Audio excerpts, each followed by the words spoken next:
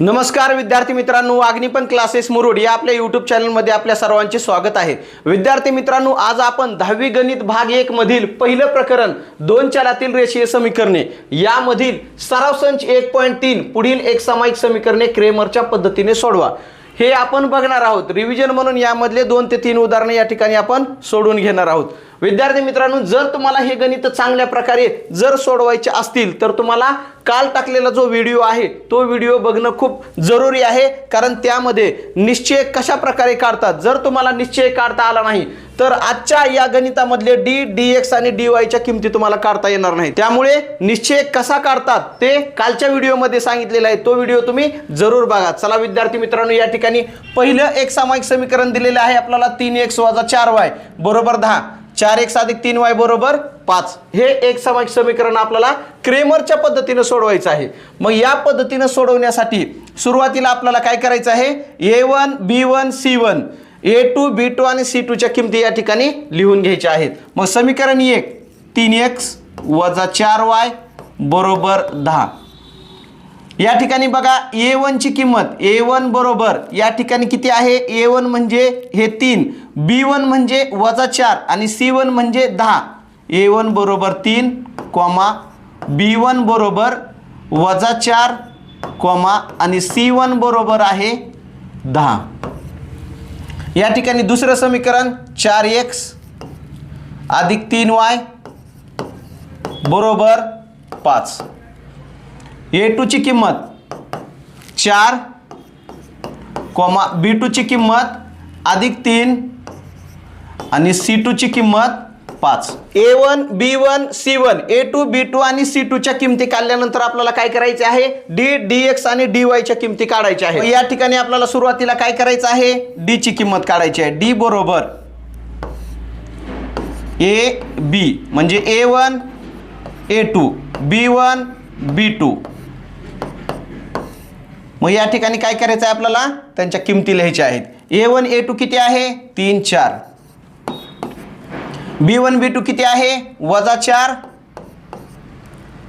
3 बरोबर। या ठिकाणी आता आपल्याला काय करायचं आहे, तिरकस गुणाकार करायचा आहे। 3 × 3 3 × 3 -4 × 4 3 त्रिक किती आहे, 9 अधिक 4 चौक 16, मग 16 आणि 9 किती होतात, 25। या ठिकाणी d या निश्चयकाची किंमत किती आलेली आहे, 25 आलेली आहे। सेम अशाच प्रकारे आपल्याला काय करायचं आहे, dx ची किंमत काढायची आहे। dx बरोबर c1 c2 b1 b2 बरोबर। या ठिकाणी आता यांच्या किमती लिहायच्या आहेत। c1 c2 किती आहे, 10 आणि 5 10 5। b1 b2 किती आहे, -4 3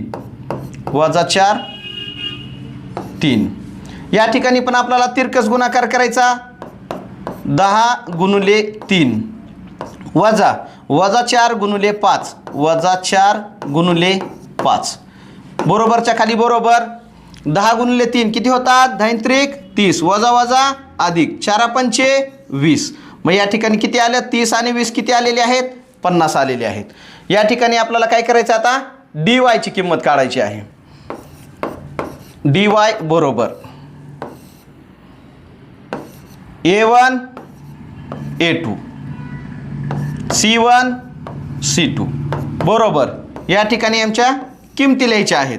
a1 a2 किती आहे, a1 a2 3 4, त्यानंतर c1 c2 किती आहे, c1 c2 या ठिकाणी सुद्धा आपल्याला 10 आणि 5 बघायला भेटल, 10 5 बरोबर। या ठिकाणी तिरकस गुणाकार 3 × 5 -10 × 4 3 × 5 किती होतात, 3 5 15 -10 × 4 किती होतात, 40 40 15 मधून 40 या ठिकाणी वजा करायचे आहेत। मग किती राहतात, -25 राहतात। मग अशा प्रकारे आपण dx आणि dy यांच्या किमती काढलेल्या आहेत। आपल्याला काय करायचं आहे, x आणि y च्या किमती काढायच्या आहेत। म्हणून या ठिकाणी आता उजव्या बाजूला लिहायचं क्रेमरच्या पद्धतीनुसार, क्रेमरच्या पद्धती नुसार. चला विद्यार्थी मित्रांनो, आपण dx आणि dy च्या किमती काढलेल्या आहेत. आता यावरून आपल्याला काय करायचं आहे, क्रेमरच्या पद्धतीनुसार x ची किंमत काढायची आहे. x बरोबर dx छेद d. मग dx ची किंमत किती आहे, dx ची किंमत आहे 50 आणि d ची किंमत किती आहे 25 आहे. मग या ठिकाणी आपल्याला भाग द्यायचा, 25 एक 25, 25 दोन्ही 50. या ठिकाणी x ची किंमत किती आलेली आहे, 2 आलेली आहे. आपल्याला y ची किंमत काढायची आहे. आता y ची किंमत काढण्यासाठी dy छेद d. मग dy ची किंमत किती आहे, वजा 25 आहे आणि d ची किंमत किती आहे 25 आहे. मग या ठिकाणी काय येणार आहे, 25 25 कॅन्सल झाले, वजा 1. अशा प्रकारे दिलेल्या एक सामायिक समीकरणाची उकल काय आहे, 2 वजा 1 आहे. चला विद्यार्थी मित्रांनो, या ठिकाणी 2 नंबरचे उदाहरण आहे. 4m अधिक 6n बरोबर 54, 3m अधिक 2n बरोबर 28. समीकरण 1 लिहून घेऊ आपण. 4m अधिक 6n बरोबर 54. मग या ठिकाणी a1 ची किंमत किती आहे, 4 आहे. b1 ची किंमत किती आहे, 6 आहे आणि c1 ची किंमत किती आहे, 54 आहे. सेम अशाच प्रकारे दुसरं समीकरण लिहू आपण. 3m अधिक 2n बरोबर 28. या ठिकाणी a2 ची किंमत किती आहे, 3 आहे. b2 ची किंमत किती आहे, 2 आहे आणि c2 ची किंमत किती आहे, 28 आहे. चला विद्यार्थी मित्रांनो, आता काय करायचं आहे, dx ची किंमत काढायची आहे. dx बरोबर c1 c2 b1 b2 बरोबर. या ठिकाणी आता किमती लिहायच्या आहेत. c1 c2 किती आहे, 54 28, 54 28. b1 b2 किती आहे, 6 2. चला तिरकस गुणाकार करायचा आहे. 54 गुणुले 2, 54 गुणुले 2 वजा 6 गुणुले 28, 6 गुणुले 28. 54 गुणिले 2 किती होतात, 108 वजा 28 पंचे 140, 28 सख 168. 108 मधून 168 वजा करायचे आहेत, म्हणजे या ठिकाणी उत्तर किती येणार आहे, वजा 60 येणार आहे.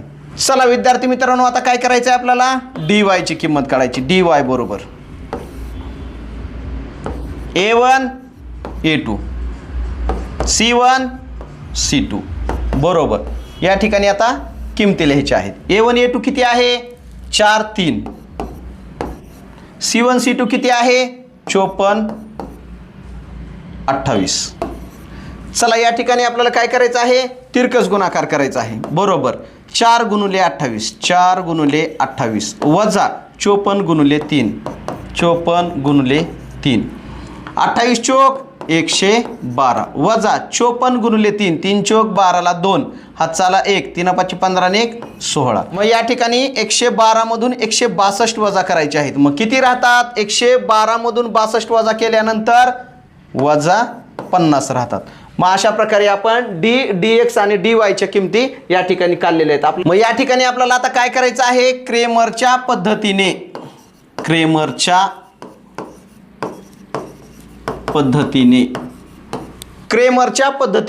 m आणि n च्या किमती काढायच्या आहेत. m बरोबर dx छेद d बरोबर dx किती आहे, वजा 60 आहे आणि d किती आहे, वजा 10 आहे.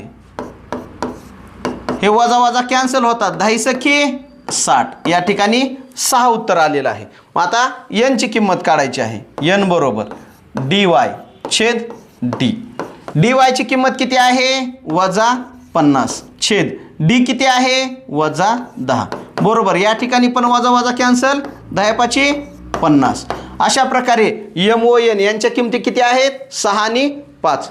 चला तर विद्यार्थी मित्रांनो, कसा वाटला तुम्हाला आजचा हा व्हिडिओ. जर तुम्हाला हा व्हिडिओ आवडला असेल तर अग्निपंख क्लासेस मुरुड या आमच्या यूट्यूब चॅनलला लाईक शेअर आणि सबस्क्राईब करायला विसरू नका. भेटूयात पुढच्या व्हिडिओमध्ये. तोपर्यंत धन्यवाद.